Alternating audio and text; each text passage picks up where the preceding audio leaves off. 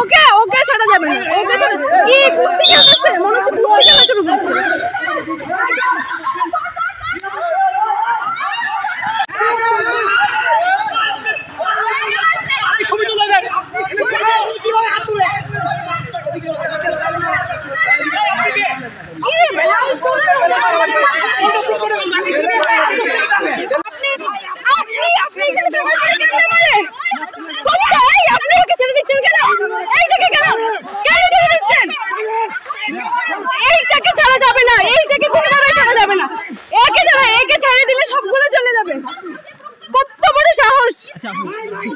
কিসের দোষ করছে?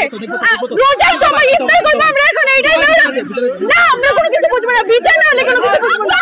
কেমনে আসে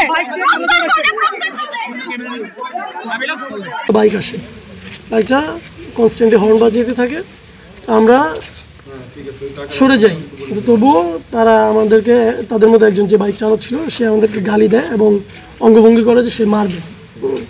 তখন আমাদের মধ্যে একজন বলে যে ভাই কী সমস্যা, তো বলার কারণে তারা আবার সামনে যে বাইক ঘুরে আসে, আসে আমাদের সাথে গালি দিচ্ছে এবং একবার মানে উনি তো যাচ্ছে রানিংয়ে, গালি দিয়ে অঙ্গভঙ্গি করছে যে আমাদেরকে মারবে।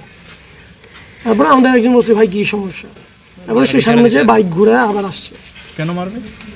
ওই যে আমরা রাস্তা পার হচ্ছিলাম, ওর বাইকের সামনে কেন আসছে, নিচের রাস্তাটা, হ্যাঁ রাস্তা পুরোটা ফাঁকা, হ্যাঁ রাস্তা পুরোটা ফাঁকা, ওনার যাইতে কোনো সমস্যা হয় নাই, কিন্তু আমরা রাস্তা পার হচ্ছিলাম, ওনার বাইক স্লো করতে হয়েছে, এইটার জন্য বেসিক্যালি সে গাড়িটা দেয়। তারপরে আমাদের মধ্যে একজন বলে যে ভাই কী সমস্যা, তারপরে সে বাইক আবার ঘুরে আসে, বলেছে যে কী সমস্যা মানে কি, কানে কি লাগায় ঘুরোস তোরা। উৎসবে খুশি হবে নগদে বেশি, কারণ ঘন্টায় ঘন্টায় আছে গিফট জেতার সুযোগ।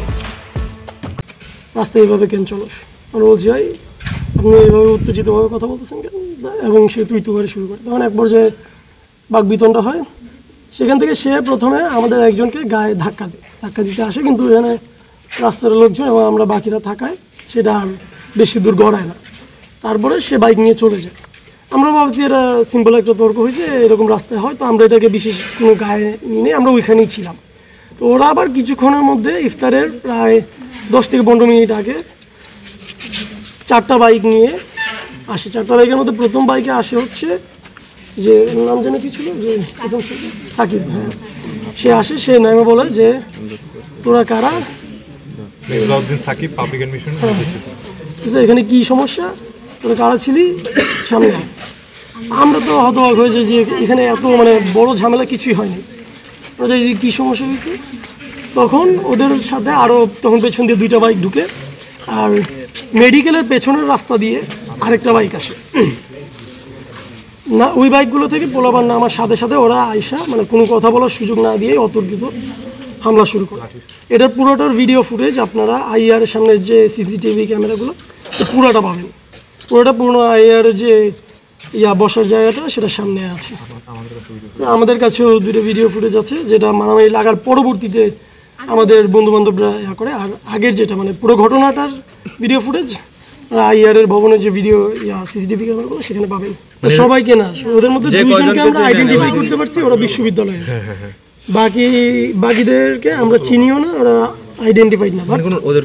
পরবর্তীতে আমরা শুনছি যে ওরা হচ্ছে 2 নম্বরে এখানে লোকাল মানে ইউনিভার্সিটি স্টুডেন্ট না, ইউনিভার্সিটি। আপনাদের কতজনের গায়ে আঘাত করছে? আমরা মোটামুটি সবাই প্রধানত আঘাত করছে আমাদের 3-4 জন ছেলেকে এবং 2 জন মেয়েকে। মেয়েদের গায়ে হাত দিছে? হ্যাঁ, মেয়েদের গায়ে হাত দিছে এবং লাঠি দিয়ে চার্জ করছে, এবং বাকিদের গায়ে হাত পড়ছে যারা থামাইতে গেছিল, এদের মারছে। সেখানে প্রত্যক্ষদর্শী 2 জন ছিল আমাদের স্টেশনের, ওদের প্রত্যক্ষদর্শী যে উনি ছিলেন, যে 2 জন আপনাদের মেয়ে বা যাদেরকে মারা হয়েছে তারা এখন কোথায় আছেন? তারা ওই যে সবাই এখানে আছেন, মানে কেউ গুরুতর আহত হয়েছে? উনি ওয়াশরুমে গেছে। গুরুতর আহত হয়েছে কিনা মেডিকেলে ভর্তি? গুরুতর আহত হয় নাই, কিন্তু যেহেতু লাঠি দিয়ে মারা হয়েছে ওরকম ভাবে গুরুতর আহত হয় না, বাট সবাই আহত। আচ্ছা, আপনারা যাদেরকে আইডেন্টিফাই করতে পারছেন কারো রাজনৈতিক সম্পৃক্ততার বিষয়ে? হ্যাঁ, যে নাম জানি কি, সাকিব, সে হচ্ছে ছাত্র দলের। সাকিবের পরিচয় একটু, সে 19-20-এর পাবলিক অ্যাডমিনিস্ট্রেশন, তার গলায় হচ্ছে ছাত্র দলের যে আজকের অনুষ্ঠান সেটার কার্ড ছিল। শুধু একজনের এটা হচ্ছে একজন ছিল এবং তার সাথে ছিল সেও সেই একই ছাত্র দলের, মানে দুইজন, এরা দুইজন হচ্ছে আইডেন্টিফাইড। আচ্ছা বাকিরা মানে আপনারা যে আরেকজন ছিল ল ফ্যাকাল্টির, একজনের গলা ছাত্র দলের কার্ড জড়ানো ছিল আর আরেকজন নিজ থেকেই বলছে যে আমি ওর বন্ধু।